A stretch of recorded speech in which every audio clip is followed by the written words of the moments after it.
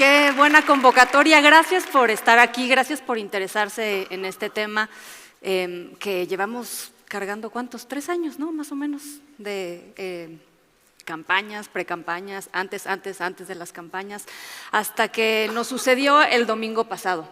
Gracias a Compact por invitarme y de veras gracias a ustedes por escuchar un ratito.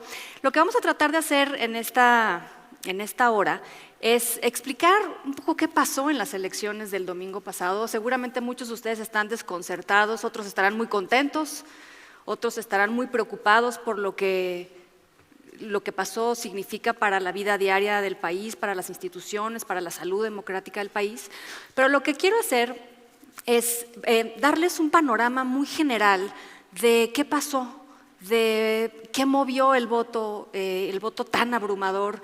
¿Qué va a pasar con la primera mujer presidenta en la historia del país después de 200 años de presidentes varones? Vamos a tener una mujer presidenta y eso qué significa también. ¿Y cuáles son algunos de los focos rojos que desde mi punto de vista están ahí y en los que tenemos que tener mucha atención, independientemente de por quién votaron? Creo que eso es lo más importante de todo. Entender que la política y los partidos políticos, la vida de nuestro país, la vida pública de nuestro país, se construye de nuestras acciones ciudadanas y en ese sentido no darle un cheque en blanco a nuestros políticos. ¿Qué nos queda en las elecciones? ¿De dónde partimos? Sabiendo cómo arrancó este proceso electoral, vamos a entender mucho de lo que sucedió. Nuestra lista nominal, este 2024, era la lista nominal más grande en la historia del país. 98 millones, más de 98 millones de personas podían votar. Y es muy significativo que 40 millones se quedaron en sus casas. 40 millones de mexicanos no votaron, por distintas razones. Esa era la lista nominal de la que partimos, una lista básicamente equitativa en términos de hombres y mujeres, un poquito más de mujeres. Y esta es la lista nominal de los mexicanos en el extranjero, que ha ido creciendo conforme ha ido pasando el tiempo, y eso es una buena noticia, sobre todo pensando en las enormes diásporas, ¿no?, mexicanos que viven en el exterior y que tienen pues también los mismos derechos que nosotros de participar en la política. Nuestra lista nominal estaba compuesta por una muy buena cantidad de jóvenes, más de 30 millones de personas de 35 años para abajo. Es una lista nominal, digamos, que uno pensaría es gente que quizá tendría muchas ganas de participar. Por primera vez participaron 3.500.000 chicos y chicas de 18 años más o menos. Y en esta inmensa elección, la elección más grande en la historia del país, elegimos a muchísimos cargos, no nada más a la primera mujer presidenta, elegimos por supuesto a la presidencia de la República, elegimos 500 diputaciones, elegimos 128 senadurías, la Cámara de Senadores, elegimos localmente muchísimos cargos, más de 20,000 cargos entre alcaldes, regidores, síndicos, congresos locales, una cantidad importantísima de cosas que fueron sucediendo, digamos, a nivel local también en estas elecciones, inmensas. Otra de las cosas que pasó en esta elección, más allá de los números, es que es la elección más violenta en la historia de nuestro país. Por primera vez en la historia de México fueron asesinados 37 personas aspirantes a algún cargo de elección popular. Tal vez eso no les diga mucho a muchos de ustedes, pero son un montón de personas. Jamás en la historia del país, ni siquiera en tiempos convulsos, habían sido asesinadas tantas personas que simple y sencillamente querían participar en política. 325 hechos de violencia, y en estos hechos de violencia entran secuestros, amenazas, atentados, extorsiones, a gente que estaba interesada en participar en política. La violencia política se utilizó en estas elecciones y está pues plenamente documentado y es algo que nos tiene que preocupar y de lo que nos tenemos que hacer cargo como mexicanos. Fue utilizada por el crimen organizado para influir en la vida cotidiana de las personas. ¿Por qué? Pues porque a través de la intimidación de candidatas y de candidatos, a través de la coacción, ¿no? De repente había lugares en donde no se pudieron instalar ni siquiera casillas porque el crimen organizado dijo, aquí no van a pasar, aquí no va a haber elecciones. Influyeron en la vida pública del país. Entonces, parte de lo que el análisis que estamos haciendo y el análisis que se va a hacer en los próximos meses tiene que ver sí con estos 37 asesinatos, sí con estos 325 hechos de violencia, pero también con lo que hizo el crimen organizado previo a las elecciones.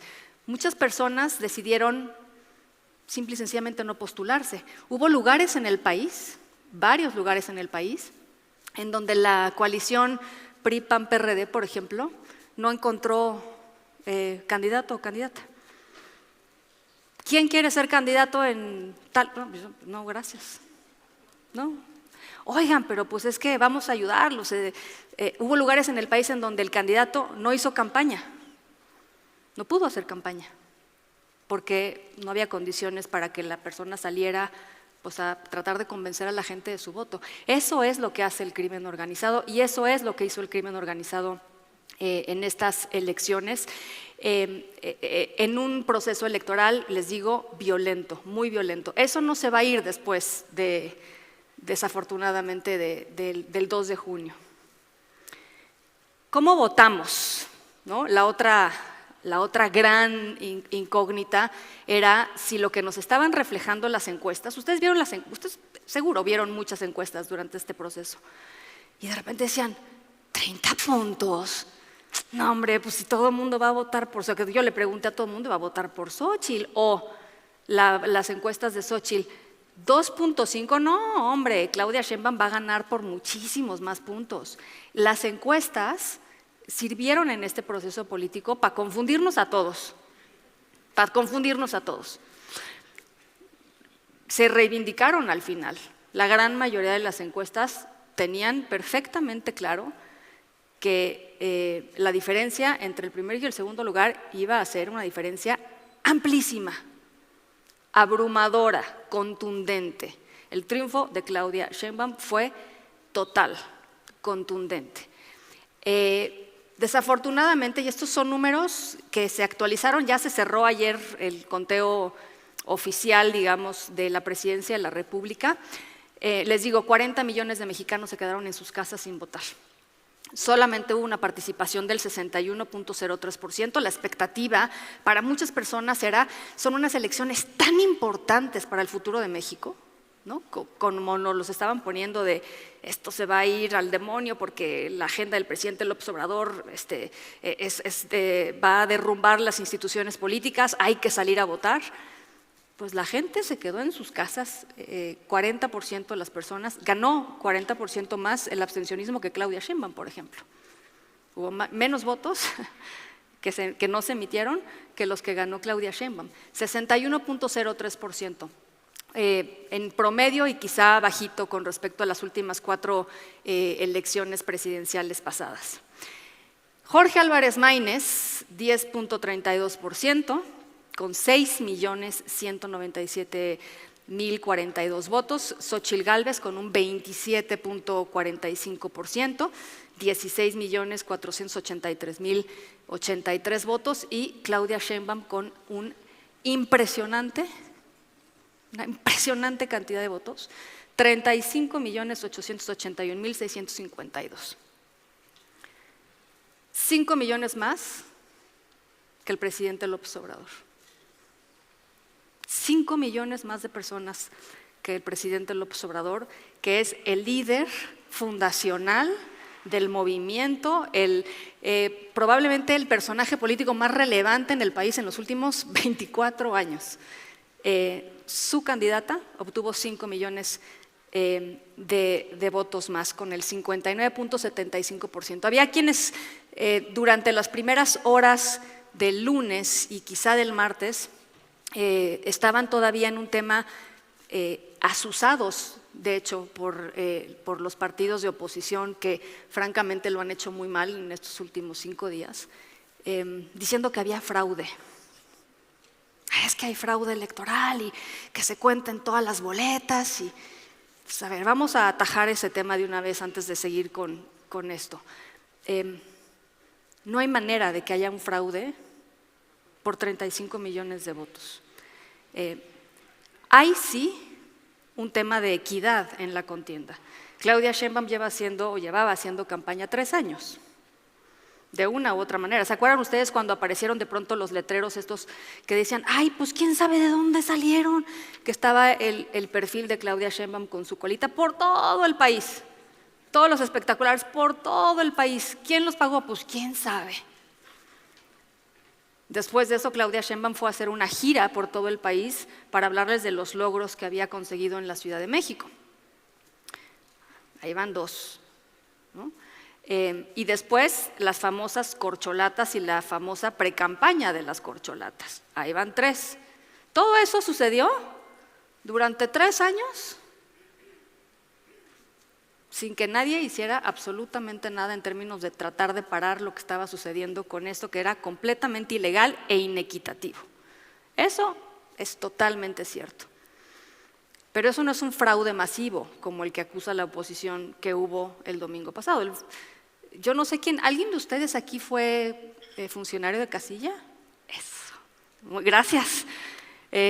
Ustedes sabrán y habrán visto en su propia experiencia pues cómo fueron sus vecinos, cómo ustedes contaron los votos, cómo llegaron los representantes de los partidos, cómo se contaron los votos y cómo no hay, digamos, manera de que haya un fraude masivo como el que estaban acusando. Y de hecho, tan no hubo fraude masivo que el conteo rápido que anunció Guadalupe Tadei, la presidenta del INE, el domingo en la noche, muy noche ya, el PREP y los conteos oficiales que terminaron ayer coinciden en la tendencia, y es más, cuando contaron todos los votos, ganó 5 millones más.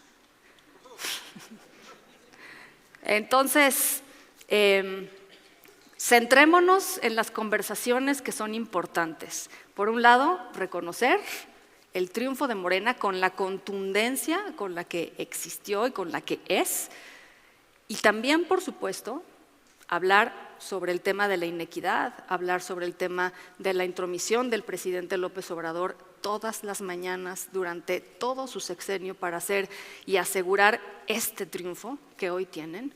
Hablemos de eso. Eso sí es un fraude pues a la Constitución, es un fraude a las leyes electorales, pero no hubo un fraude de boletas. Solo estemos claros en que esa no es la discusión que tenemos que tener ahora como país. Tenemos estos resultados: 59.75% votaron por Claudia Sheinbaum.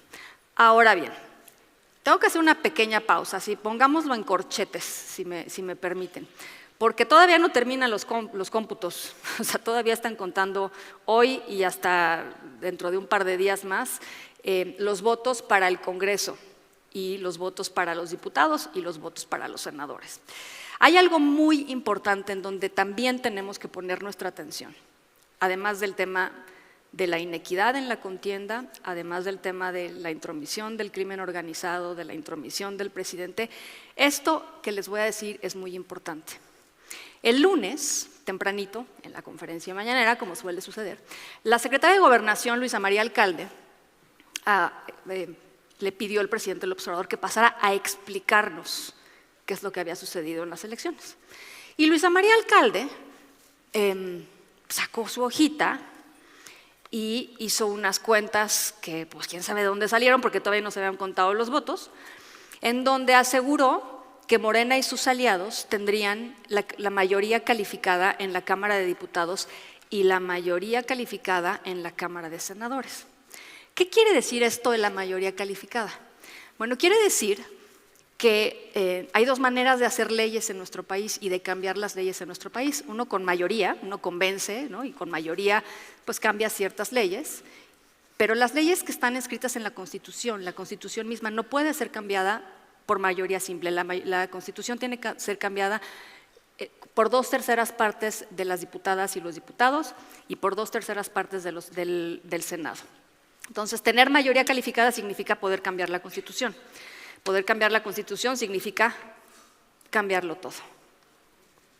tener la posibilidad de cambiarlo todo. Vayamos poniendo las cosas en perspectiva. Entonces Luisa María Alcalde salió a decir que tenían mayoría calificada en las 2 elecciones. Quiero decirles algo, eso no lo puede decir absolutamente nadie más que el INE. Y eso lo vamos a saber en agosto. No hoy, no mañana, no pasado que terminen los cómputos distritales, en agosto. Así es que vayámonos con calma. Claro, Morena tuvo una abrumadora mayoría, sí, la tuvo en la Cámara de Diputados. La gente votó absolutamente convencida de que Morena era la opción a seguir.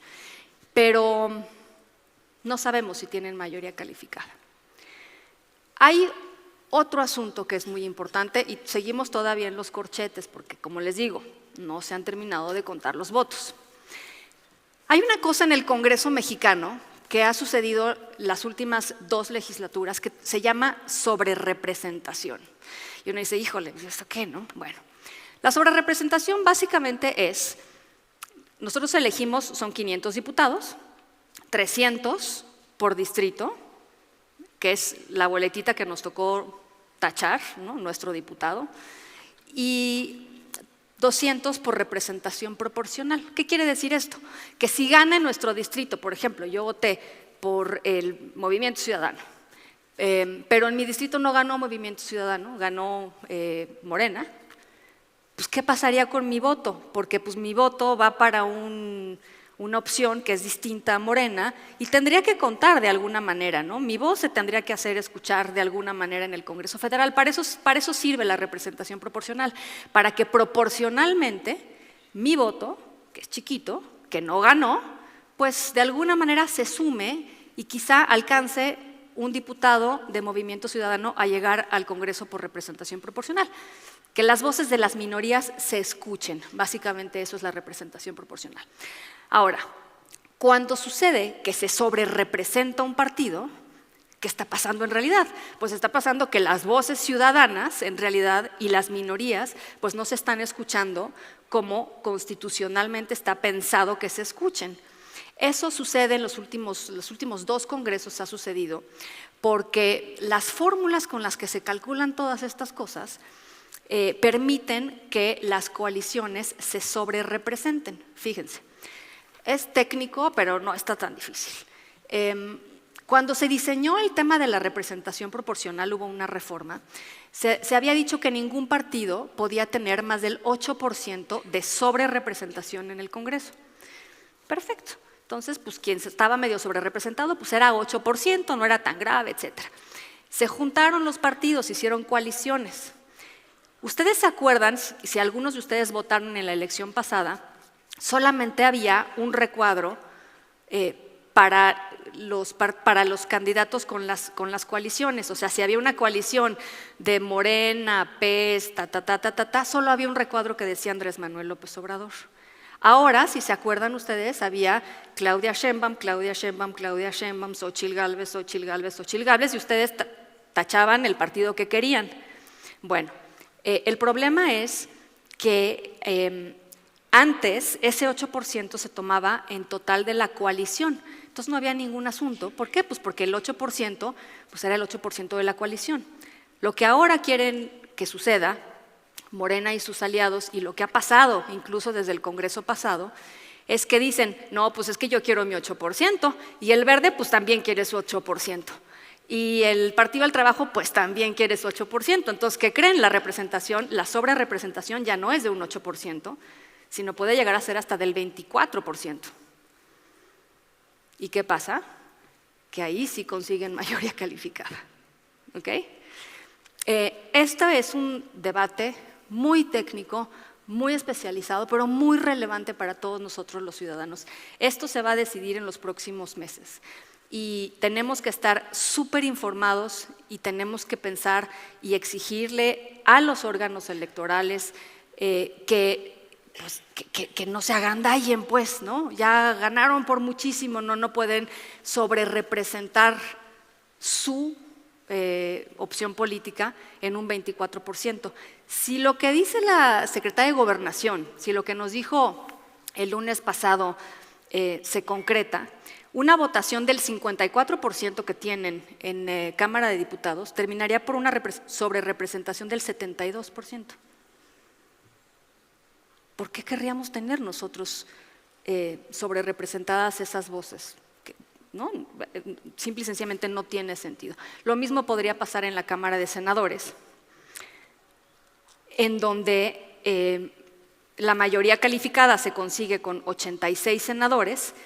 En estos momentos, hasta donde va el conteo de los votos, hay una opción por Morena y sus aliados de un 54% y también tendrían aproximadamente el 70 o el 72%.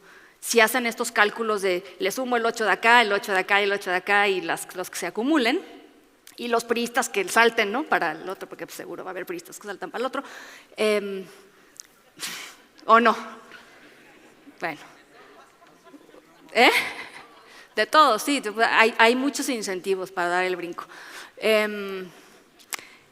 Pues terminaría un Congreso absolutamente sobrerepresentado y un Congreso capaz de modificar, pues básicamente lo que quisieran,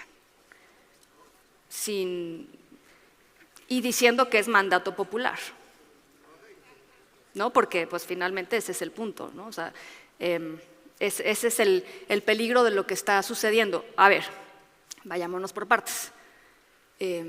Están en el conteo de los votos, va a terminar en unos días, se van a impugnar muchísimas elecciones, no va a cambiar sustantivamente el balance, pero puede ser que alguna diputación sí, puede ser que alguna senaduría sí, hay que esperar, digamos, a que se terminen de hacer los cómputos y las impugnaciones. Y les decía, en agosto próximo es cuando vamos a tener un panorama muchísimo más claro de en dónde están paradas las distintas fuerzas políticas. Hoy mismo lo escuchamos del presidente López Obrador en la mañanera, y lo ha repetido toda la semana.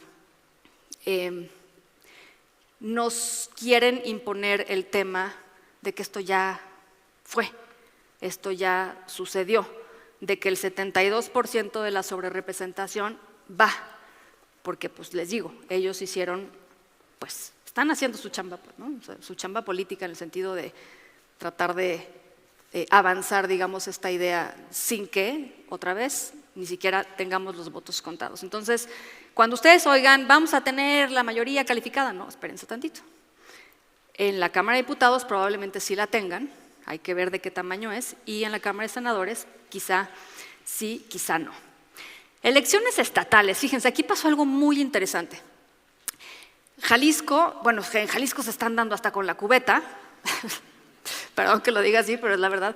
De hecho, escuchaba hace ratito una declaración de Mario Delgado, presidente de Morena, diciendo que van a pedirle, bueno, tienen demandada penalmente a la presidenta del Instituto Jalisciense Electoral.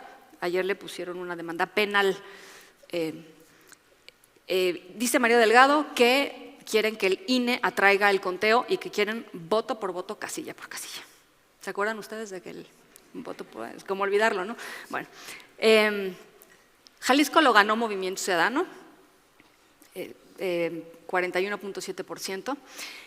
Guanajuato, el único estado que ganó la oposición. Ciudad de México, Morelos, Puebla, Yucatán, Tabasco y Chiapas, todos.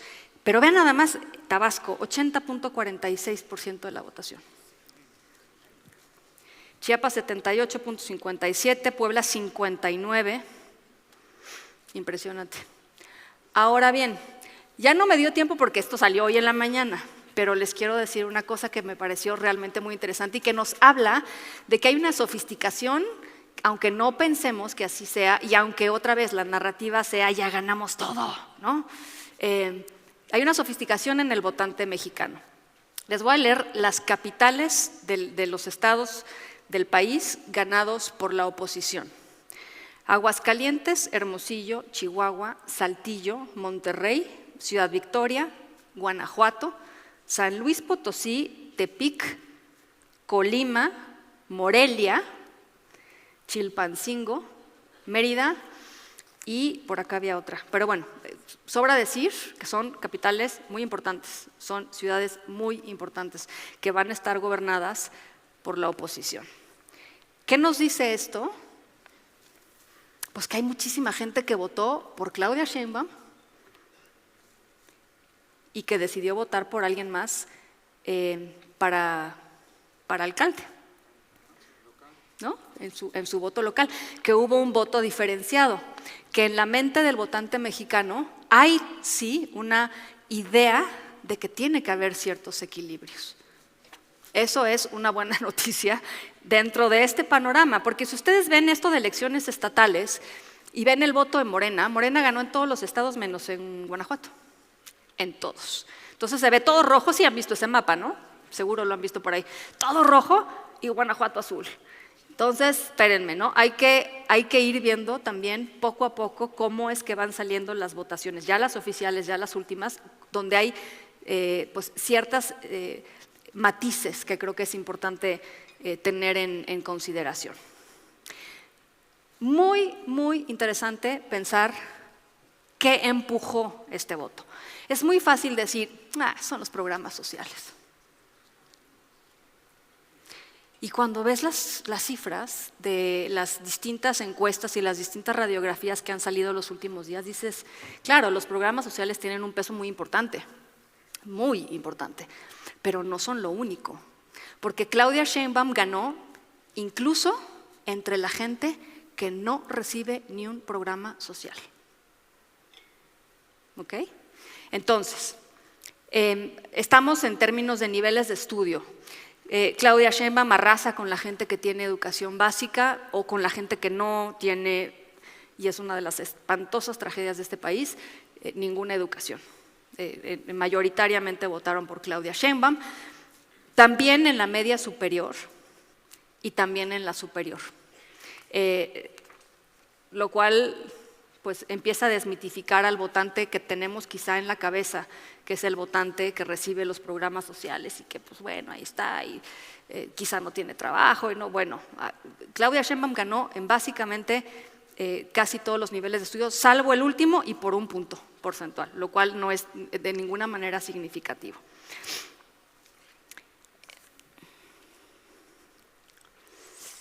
Votos por ingresos, vean nada más esto. Claudia Sheinbaum ganó en todos los estratos de ingresos del país, entre los más pobres y entre los más ricos, y también en los de en medio.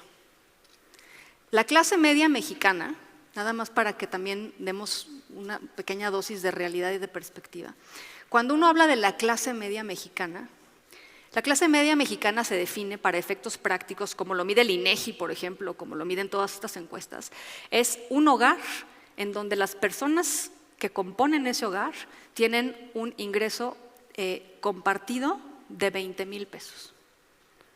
Esa es la clase media mexicana. Y estos son los resultados que arroja la clase media mexicana y la clase alta. Votaron todos y cada uno de los estratos socioeconómicos. Así es que este argumento de es que la gente pobre votó por Claudia Sheinbaum, no. A todos les dice algo Claudia Sheinbaum y a todos les convenció algo, no solo de Claudia Sheinbaum, sino del presidente López Obrador y de la autodenominada Cuarta Transformación, que es, pensemos en qué hace la gente que votó por Claudia Sheinbaum. El único estrato en donde perdió es entre la gente que se autodenomina patrón o patrona, ¿no? Empleador. Y por poquito, es el último, ¿no? Ahí tienen 39% Claudia Sheinbaum, 41% por Xochitl Gálvez. Amas de casa, jubilados, trabajadores, campesinos, maestros, trabajadores de empresas, estudiantes, funcionarios públicos, profesionistas independientes, gente que no tiene trabajo, mayoritariamente votaron por Claudia Sheinbaum. Esta gráfica es muy interesante. Ayer se publicó una encuesta del Financiero, que es una encuesta de salida, en donde le preguntan a la gente si aprueba al presidente López Obrador y de los que aprueban al presidente López Obrador, por quién votar.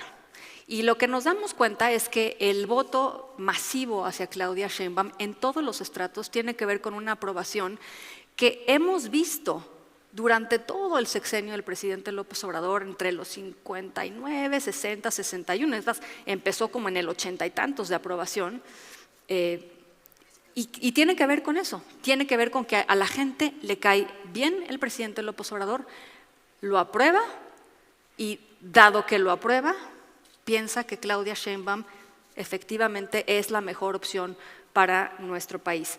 Quien votó por Sheinbaum aprueba a Andrés Manuel López Obrador y quien votó por Sheinbaum aprueba lo que ha conseguido la Cuarta Transformación, o por lo menos los preceptos, ¿no? las grandes ideas que propone la Cuarta Transformación. El presidente López Obrador llega con la mejor aprobación a este quinto año y medio, con la mejor aprobación de los últimos 5 presidentes. Y pues eso nos debe de decir algo, ¿no?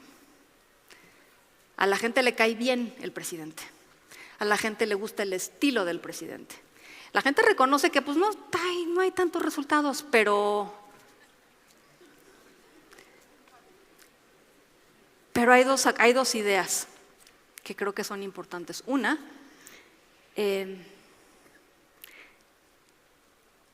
puso a la inequidad en el centro de nuestra vida, y alguien diría, bueno, pues sí, ya sabemos que México es inequitativo. Bueno, sí sabíamos, pero nadie había puesto eso en el centro de la agenda, y eso le gusta a la gente, que se reconozca, digamos, que hay un problema espantoso de inequidad y de clasismo y de racismo incluso entre los mexicanos, y de que no es normal que si tú naces pobre, lo más probable es que te mueras pobre, y que así sucedió con tu papá y con tu abuelo y con tu bisabuelo, y eso no es normal, ¿no? Esa idea me parece que es una idea muy poderosa, y es una idea que solamente pues la puso frente a nosotros el presidente López Obrador, con éxito, sin éxito, que si logró bajar la pobreza, que si no, ese es otro tema. Pero es una idea muy poderosa para muchísima gente, ricos, pobres, amas de casa, empleadores, para todo el mundo. Ahí se ubica el presidente López Obrador. La gran pregunta es, ¿qué va a hacer Claudia Sheinbaum con esto? No me vean así. No veo a los de allá, pero los de aquí todos. Me gustaría darles certezas, no las tenemos hoy. Lo que hemos visto, lo que nos ha mostrado la primer presidenta del país, no es la sutileza, no es apartarse del presidente López Obrador, al contrario. Lo que nos ha mostrado Claudia Sheinbaum en esos años de vida pública es que ha adoptado todas y cada una de las iniciativas del presidente López Obrador como propias. Lo que escuchamos en campaña, pues es lo que el presidente López Obrador ha dicho toda la vida. Las iniciativas que el presidente López Obrador presentó y que ahora tienen temblando a los mercados con muy justa razón, pues son las iniciativas que dieron pie a la plataforma de Claudia Sheinbaum, y en cada discurso de campaña, si uno tenía el estómago para estar oyendo los discursos de campaña, no nada más de ella, sino de todos, pues los repetía.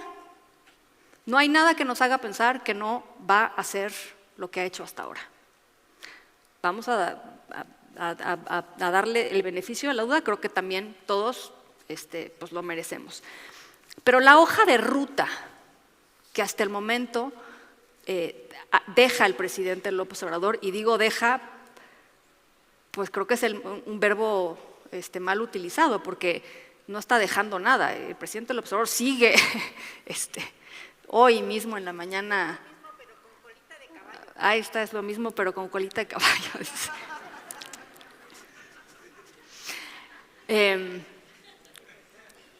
La agenda del presidente es la agenda de Claudia Sheinbaum, ¿no? Ella dice, le gusta decir eso, en algún momento me tocó conversar con ella y decía, claro, yo soy la cuarta transformación, pero le voy a dar mi sello.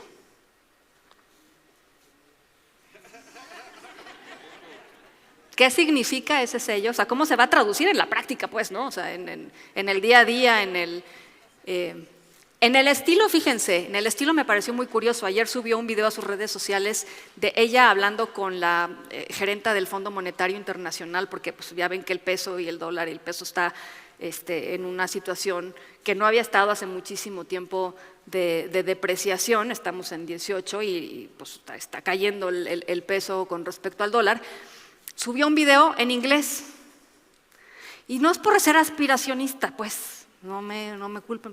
Pero dije, mira, es un cambio en estilo. Y es un cambio que creo muchos vamos a agradecer, porque no es lo mismo despertarse y escuchar insultos, improperios, acusaciones, mentiras, que de pronto decir una persona que está hablando técnicamente con otra persona con respecto a algo que le preocupa. Dije, mira, no sé si va a pasar más allá de eso, porque hoy otra vez el presidente volvió a darle y volvió a depreciar el peso. Va a ser muy interesante lo que vaya a suceder, y Claudia Sheinbaum tendrá que hilar muy fino los próximos meses, porque enfrentarse al presidente López Obrador, yo no sé si sea una estrategia que ella pueda o quiera seguir, pero definitivamente para plantear su sello, cual sea que sea, pues justamente en esta hoja de ruta lo vamos a ver. ¿Por qué? Porque el 5 de febrero el presidente López Obrador presentó un paquete de 18 reformas, el famosísimo Plan C, ¿no? Como no le salió el plan A, no le salió el plan B, pues sí le salió el plan C, y sí le salió el plan C, ¿no? O sea, pues ahí están todos votando por el plan C y todos votaron Morena. El plan C es un paquete de 18 reformas, algunas de las cuales difícilmente estamos en desacuerdo. Estas, por ejemplo, otorgar becas a estudiantes de familias pobres en todos los niveles. Claro que tienen que tener becas. Sí, por supuesto que tienen que tener becas. Por supuesto que tiene que haber atención médica integral para todos, sí. ¿Quién diría que no? Nadie. Que los trabajadores puedan comprar su casa. Pues claro que tienen que comprar su casa. Estas iniciativas, por supuesto que tienen que ser apoyadas. Prohibir el maltrato a los animales. Bueno, yo recojo perros por donde vaya. Claro que tiene que haber una ley dura contra el maltrato de los animales. Pero luego se vinieron las iniciativas que tienen temblando a los mercados y en donde Claudia Sheinbaum tendrá que tener una decisión brutalmente difícil, que es si seguir con el plan del presidente López Obrador o administrar el plan de López Obrador. No está fácil. Se viene una reforma electoral que quiere eliminar a los plurinominales, estos, ¿se acuerdan, no? Los que les dije, bueno, pues si tú votaste por el partidito chiquito, pero pues tu voz merece una representación en el Congreso. ¡Puc! Los plurinominales se crearon en el sistema político mexicano para terminar con la hegemonía priista.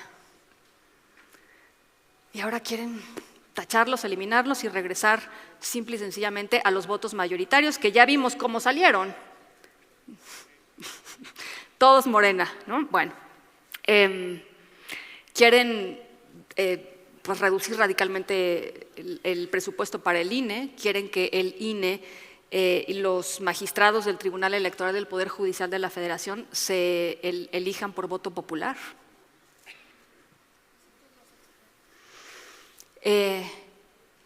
Vamos a elegir a un consejero aquí, ¿qué les parece? No, o sea, yo digo, nos caemos bien entre todos, a nuestra funcionaria de casilla. No, así no es, ¿no? O sea, las instituciones democráticas, con todos sus errores, son las únicas que tenemos y son las únicas que tenemos que proteger. Está la reforma electoral y está la reforma al Poder Judicial, que es quizá pues la más, no sé si ponerlas en orden de preocupación basta, pero es también la elección de jueces de la Suprema Corte de Justicia de la Nación, de ministros y de magistrados a través del voto popular. Es básicamente desaparecer un poder de la historia de nuestro país.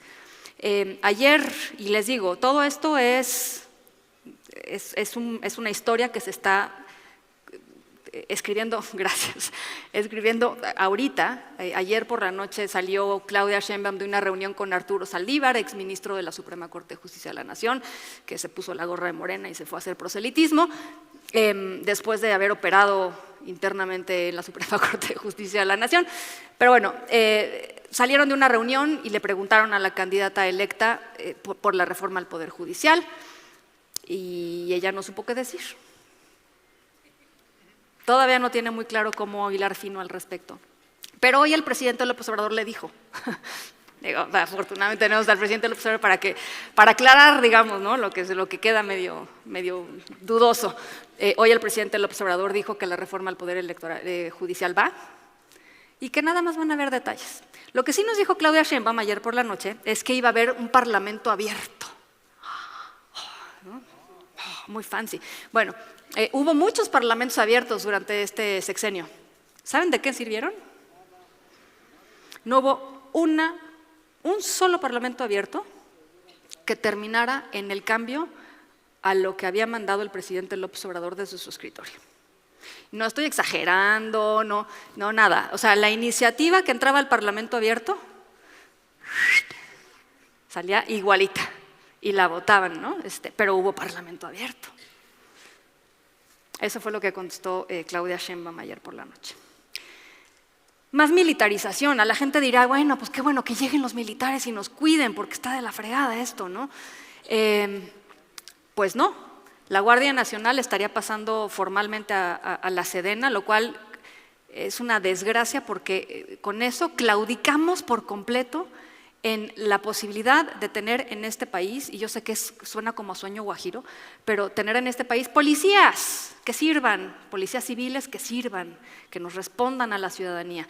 Si pasamos la Guardia Nacional a la Sedena, ahí quedó ese esfuerzo, porque no va a haber un solo peso a la construcción de policías eficientes y policías honestas que nos puedan garantizar la seguridad.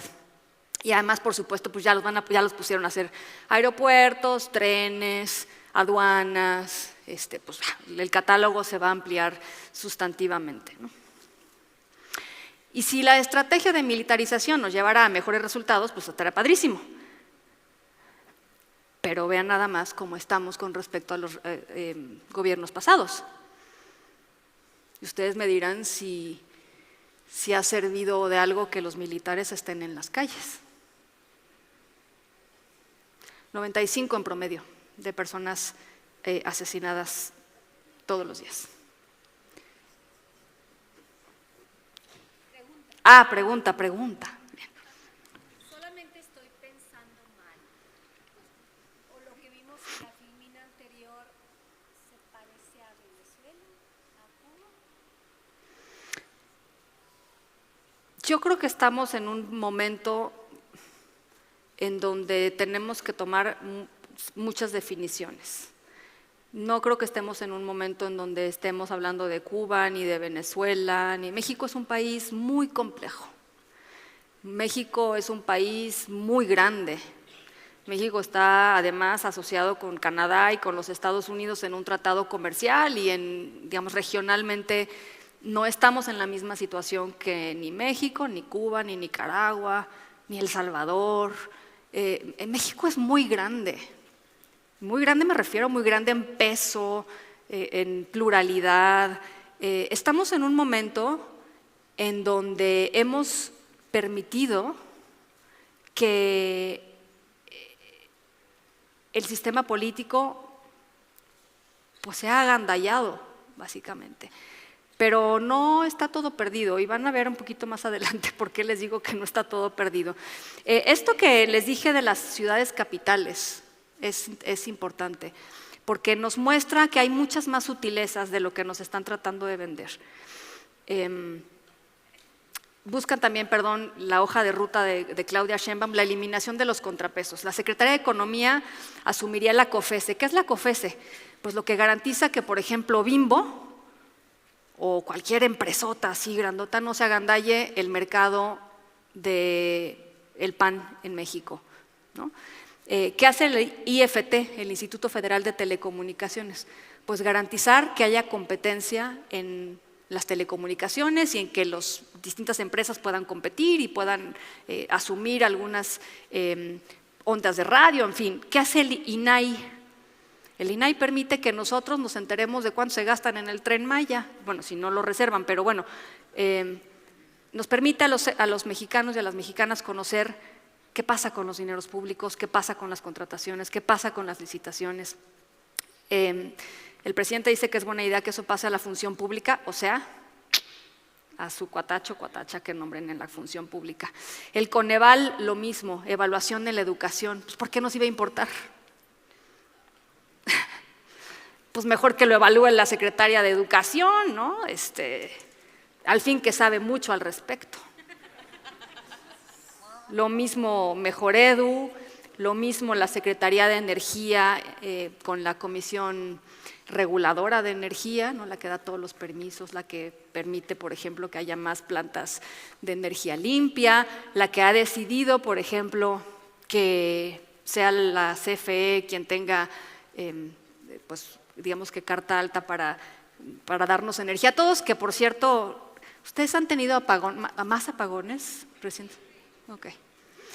Bueno, esa es la apuesta del presidente López Obrador. ¿Qué quiere decir esto? Menos vigilancia, cero independencia, más poder al poder. ¿Qué hacemos con esto?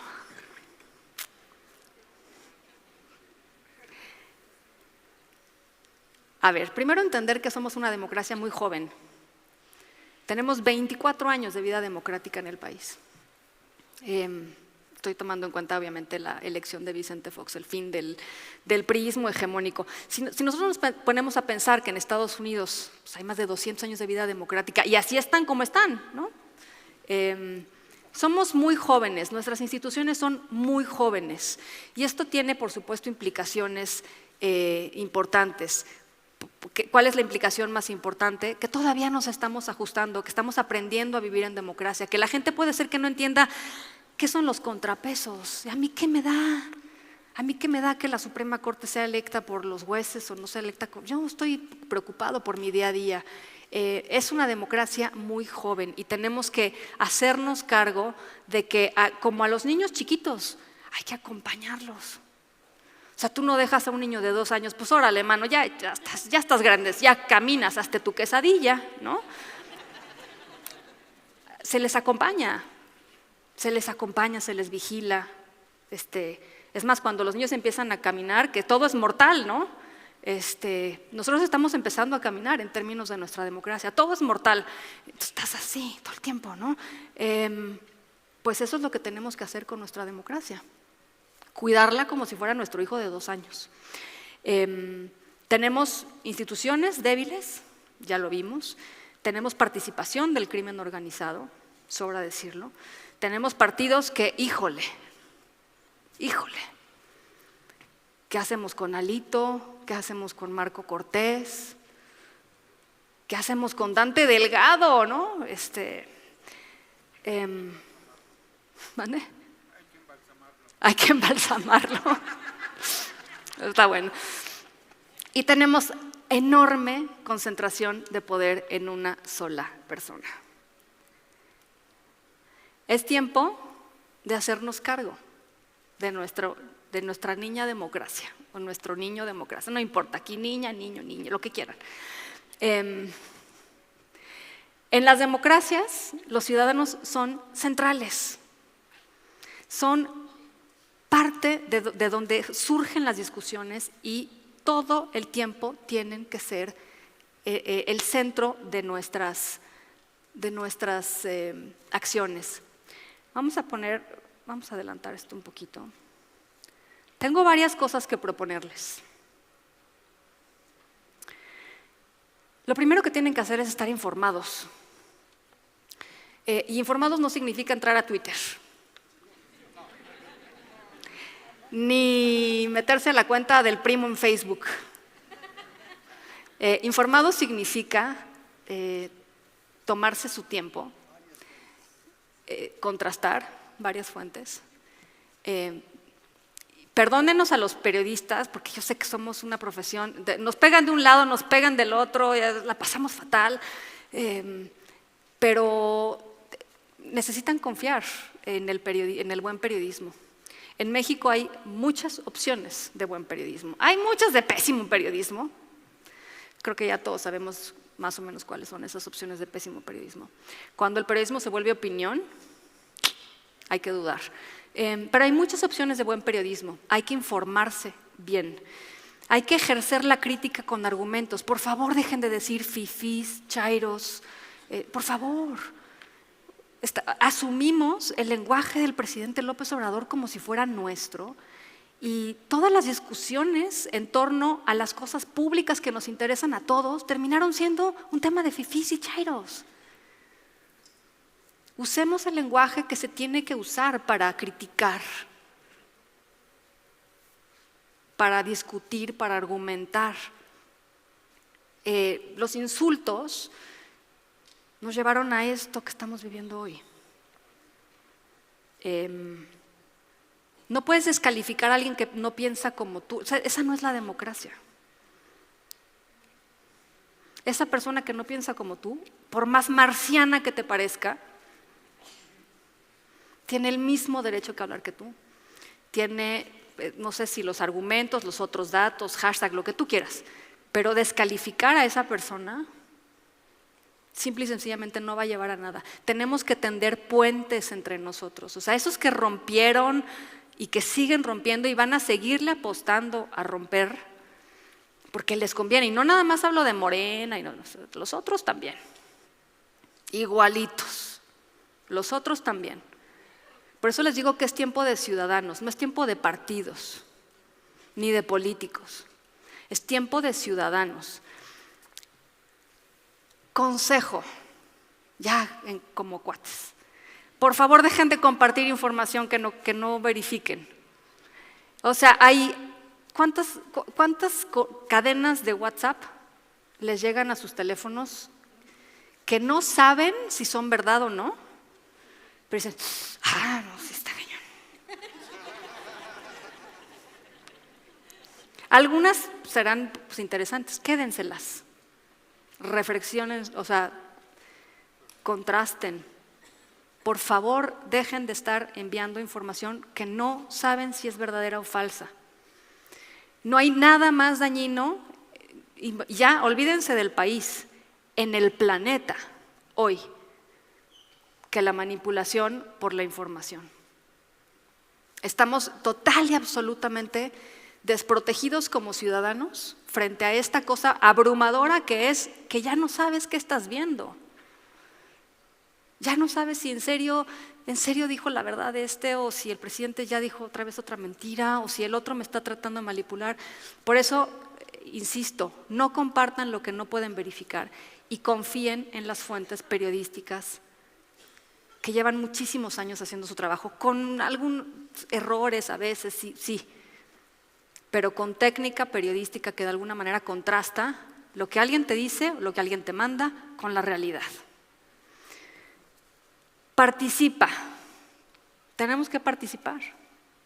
Olvídense de la marea rosa, o la azul, o la verde, participar en lo que les interese de la vida pública. ¿Te interesan los animales? ¿Te interesan ayudar a combatir la pobreza? ¿Te interesa la educación de los niños? ¿Te interesa el medio ambiente? ¿Te interesa? ¿Qué les interesa? Participen. Este país es una construcción colectiva. Las democracias así se construyen, de gente participativa. Si queremos vivir en democracia, tenemos que participar, y participar no significa ir a poner tu voto cada 6 años y olvidar. ¿Alguien se sabe el nombre de su diputado o diputada?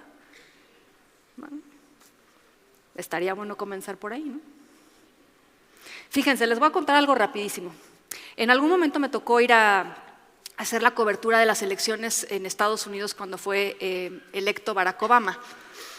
Y fui al Congreso a hacer una serie de entrevistas con distintos congresistas, legisladores. Entonces, pues entré al Capitolio, yo muy emocionada, las oficinas de los congresistas. Espérese aquí un segundito, señorita. Sí, cómo no, por favor, sí, perfecto. Y estaba viendo 5 o 6 personas en la oficina de un congresista en particular, tomando una llamada tras otra, una llamada tras otra. Y se me hacía raro, o sea, dice, ¿por qué están hablando tanto, no? Me acerqué con una de las personas que estaba tomando la llamada y le pregunté, ¿qué pasa? Y me dijo, ¿de qué? Pues, ¿por qué está ahí tanto movimiento? Ah, no, es la gente de nuestro distrito que está hablando para hacerle saber a nuestro congresista si está a favor o en contra de las iniciativas que se van a votar hoy. ¿Qué? Ah, bueno, hay que participar. De entrada, saberse el nombre de su congresista, ¿no? De su diputado, de su senador, y fregarlos, porque ¿saben qué? A veces sí hacen caso. Lo que sí les aseguro es que si no lo hacen, ni quien sepa lo que les gusta, lo que les interesa, o sea, la otra opción ya la conocemos, que es ellos van a hacer lo que se les dé la gana.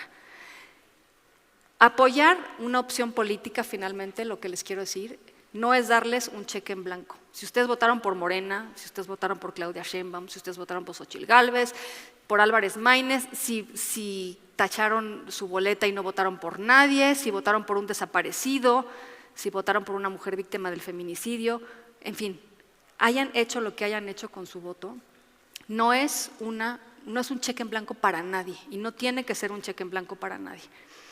Quiero terminar con esta frase que me gustó mucho de Kofi Annan, ustedes lo recordarán, el secretario general de las Naciones Unidas en algún momento. Pues no sabemos cómo, así como uno no sabe cuando nacen sus hijos y anda uno correteándolos, papá, mamá, lo que sea, no nacemos siendo buenos ciudadanos, nos construimos en la ciudadanía, nos hacemos ciudadanos. La ciudadanía es como un músculo, ¿no? Si votamos cada 6 años y nos regresamos a nuestra cama, el músculo está flojo, pero si lo ejercitamos todos los días, el músculo es un músculo vigoroso que es capaz de cambiar las cosas.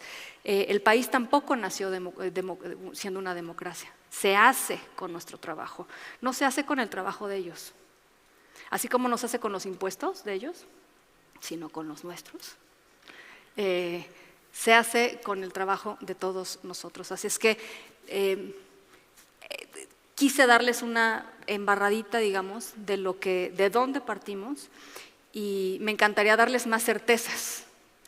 Esas certezas y esa historia que se está escribiendo, vamos a terminarla de conocer en los próximos meses, pero por lo pronto los consejos que les doy son básicamente esos. No dejen de presionar, no dejen de informarse y tiendan puentes, esos que se rompieron durante 5 años y medio y esos que están desde hace décadas en el país. Esos puentes hay que reconstruirlos, porque solo a través de esa reconstrucción vamos a poder volvernos a hacer cargo de este país y poder defender este país y la democracia o el sistema que sea, después de lo que pasó el domingo pasado. Así es que muchísimas gracias por escucharme y nada, gracias. Ana, muchísimas gracias por tu conferencia. Yo creo que el día de hoy nos llevamos muchas reflexiones, porque igual la participación ciudadana no termina yendo a las urnas, sino, como bien dijiste, la construimos todos los días y es muy importante que nos involucremos. Muchísimas gracias y un reconocimiento de parte de Compaqui. Muchísimas gracias. Ahí, por favor, un aplauso para Ana. Muchas gracias. Igual Ana aquí, por acá la fotito. Listo, muchísimas gracias. Gracias. Un aplauso para Ana.